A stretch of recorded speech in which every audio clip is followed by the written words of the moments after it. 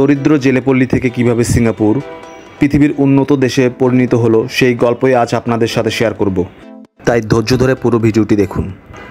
আমরা উঠেছি সিঙ্গাপুরের লিটল ইন্ডিয়া এরিয়াতে, কারণ ইন্ডিয়ান আর বাংলাদেশিদের কাছে এই এরিয়াটি বেশ জনপ্রিয়।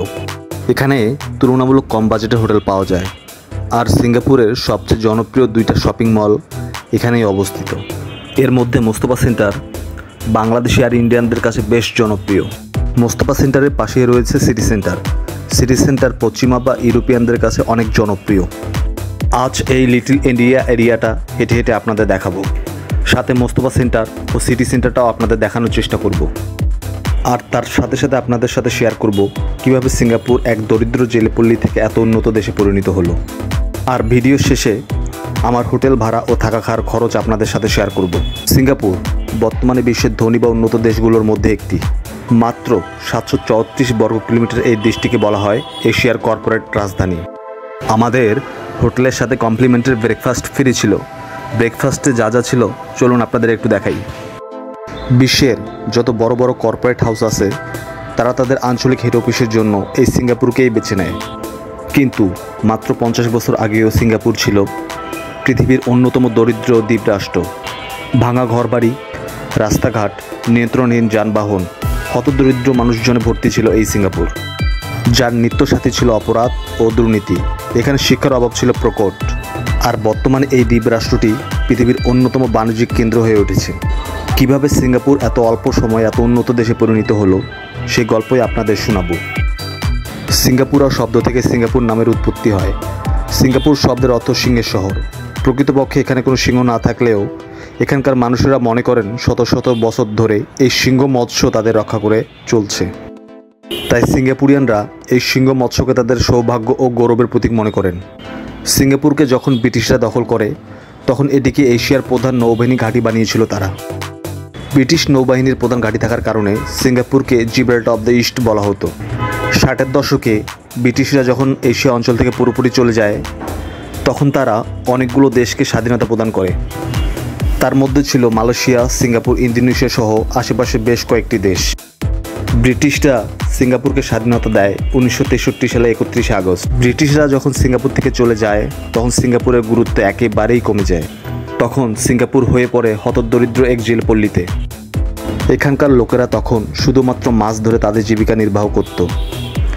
তাছাড়া এই দ্বীপের দুই পাশে দুই বৈরী রাষ্ট্র মালয়েশিয়া ও ইন্দোনেশিয়া দ্বারা সিঙ্গাপুর ছিল কোণঠাসা।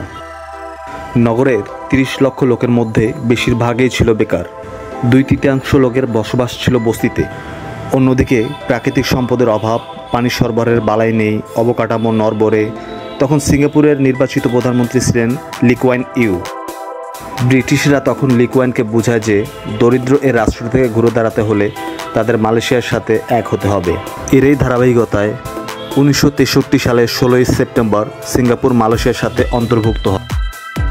মালয়েশিয়ার সাথে একীভূত হয়ে সিঙ্গাপুরের অবস্থা যেন চরমে পৌঁছাতে লাগলো। একেই তো মালয়েশিয়ান সরকার সিঙ্গাপুরকে কখনোই তাদের নিজেদের অংশ ভাবতে পারে নাই। অন্যদিকে সিঙ্গাপুরের জনগণের মধ্যে ছিল চায়না, ইন্দোনেশিয়া, সাউথ ইন্ডিয়ান ও মালয়েশিয়ার জনগোষ্ঠী, যার কারণে তাদের জনগণের মধ্যেও একতা তৈরি হয় নাই। তার মধ্যে দারিদ্র্য ও দুর্নীতি বাড়ার কারণে দিন দিন মালয়েশিয়ার সাথে তাদের দূরত্ব বাড়তে লাগলো। আর তার মধ্যে চলতে থাকলো লি কুয়ানের সিঙ্গাপুরকে সচল করার জন্য নানা দর কষাকষি। তখন মালয়েশিয়ান প্রধানমন্ত্রী টেংকু আব্দুর রব সিদ্ধান্ত নিলেন সিঙ্গাপুরকে আর মালয়েশিয়ার সাথে রাখবেন না। আর 1965 সালের 9 আগস্ট সিঙ্গাপুরে এক প্রকার অনিচ্ছা থাকা সত্ত্বেও মালয়েশিয়া থেকে তাদের আলাদা হতে বাধ্য করা হয়। সেই দিন সিঙ্গাপুরের প্রধানমন্ত্রী লি কুয়ান বিশ্ব মিডিয়ার সামনে কেঁদেই দিয়েছিল। তার চিন্তা একটাই ছিল, দরিদ্র এই অঞ্চলটিকে কীভাবে সচল করবেন।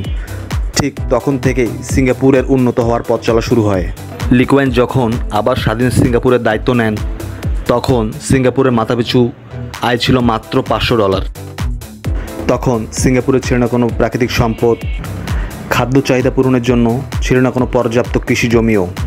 কিন্তু লি কুয়ানের স্বপ্ন ছিল এই দেশকে উন্নত করবেনই। আর তারই ধারাবাহিকতায় তিনি ব্যাপক সংস্কার শুরু করেন।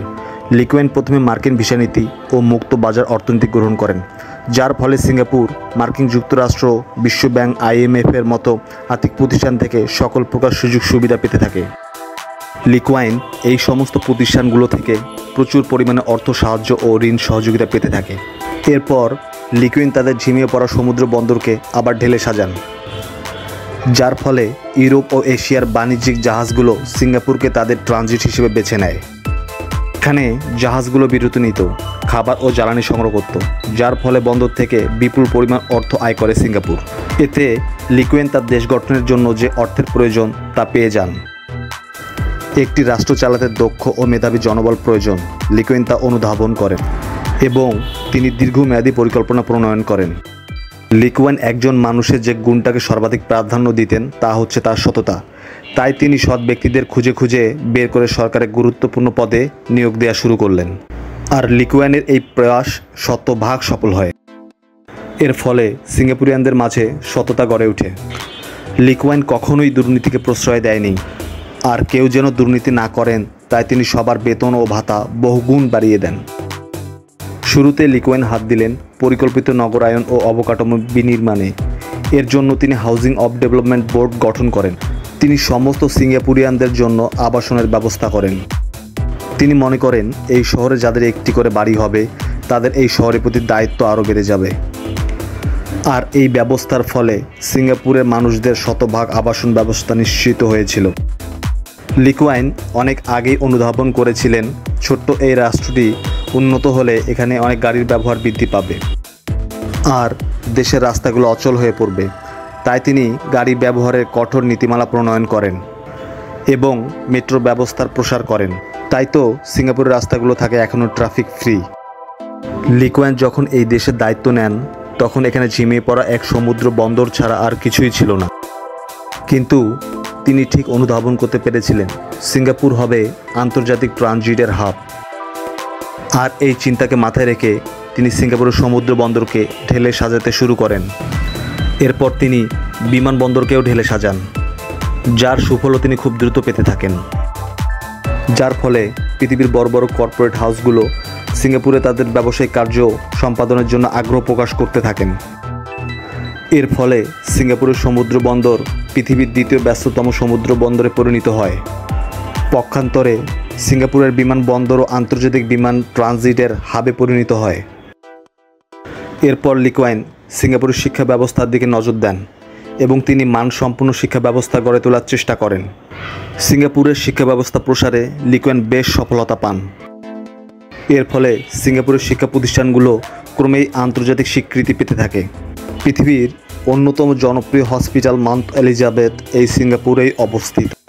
এর ফলে সিঙ্গাপুরের চিকিৎসা ব্যবস্থা এক নতুন দিগন্তে পৌঁছে যায়। গোটা পৃথিবী থেকে মানুষ আসতে থাকেন সিঙ্গাপুরের চিকিৎসা নিতে, যা সিঙ্গাপুরের অর্থনীতিতে ব্যাপক প্রভাব ফেলে। এভাবেই সিঙ্গাপুর অতি দ্রুততার সাথে পৃথিবীর উন্নত দেশে পরিণত হতে থাকে। লিটল ইন্ডিয়াতে আমি যে হোটেলে উঠেছিলাম তার নাম হচ্ছে J8। এটি 3 স্টার মানের একটি হোটেল। এখানে আমরা একটা ডাবল রুমের বেড নিয়েছিলাম, যার ভাড়া পড়েছিল আমাদের বাংলা টাকায় ৬,০০০ টাকার মতন। আমরা 2 জন ছিলাম, তাই আমাদের মাথায় পিছু পড়েছিল ৩,০০০ টাকা। আর হ্যাঁ, এই টাকার মধ্যে আমরা এখানে সকালের কমপ্লিমেন্টারি ব্রেকফাস্টটা ফ্রি পেয়েছিলাম। সিঙ্গাপুরে আসলে আপনারা এই হোটেলটি ট্রাই করতে পারেন। লো বাজেটের মধ্যে এটি একটি ভালো মানের হোটেল। আমার পরবর্তী ভিডিওগুলি পেতে চাইলে আমার চ্যানেলটা সাবস্ক্রাইব করুন। সিঙ্গাপুর নিয়ে আপনাদের কোনো কোশ্চেন থাকলে কমেন্ট বক্সে কমেন্ট করতে পারেন, আমি উত্তর দেওয়ার চেষ্টা করব।